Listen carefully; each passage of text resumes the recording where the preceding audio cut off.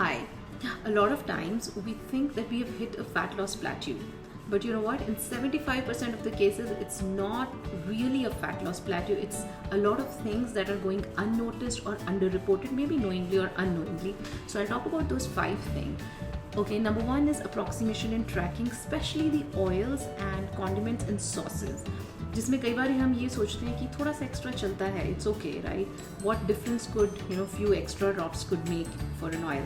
But fats are calorie dense, and sauces, condiments could have a lot of extra sugars, which will add up in a day or in a week. So make sure you are exactly tracking 5 grams or 10 grams of oil as per your meal allowance. Okay, now not tracking calories from vegetables and fruits, or you may be tracking calories from fruits but not veggies. But hota kya hai ki when we are in calorie deficit, we end up feeling very hungry and we try to eat a lot more veggies that we were eating before.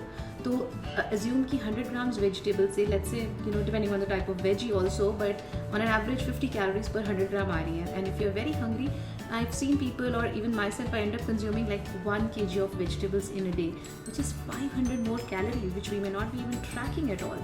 And imagine over a period of a week, it will compound. So make sure you are tracking calories from veggies and fruits. Number 3, frequent cheat meals. We think that 6 weeks in the day I work very hard, so what difference could one cheat meal make?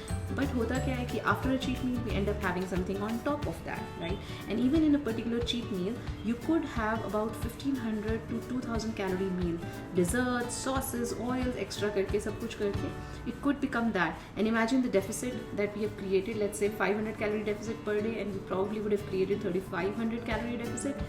You know what, your one cheat meal or one cheat day could negate the entire week's calorie deficit.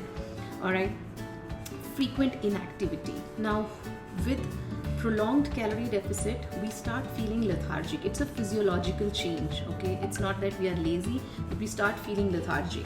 So we need to watch out for our activity levels, and do not just use the entire meat on one long walk, because then it becomes a steady state cardio. Stay active throughout the day. Spread your entire day activity, morning, afternoon and evening. And then not tracking calories from snacks or beverages. We think a handful of peanuts, a handful of this, a handful of that, or maybe 1 cup of coffee, and then some friends come, then we have another cup of coffee or tea, and every cup has about 100 ml of milk or 150 ml of milk in a tea. So make sure that you're tracking all these things. First iron out all these things, that इसमें कहीं भी हमारी कुछ भी laxity नहीं हो रही, and then you establish if all these things are on point, then maybe you might have hit a caloric adaptation, and we'll talk about it in the next video. Thank you.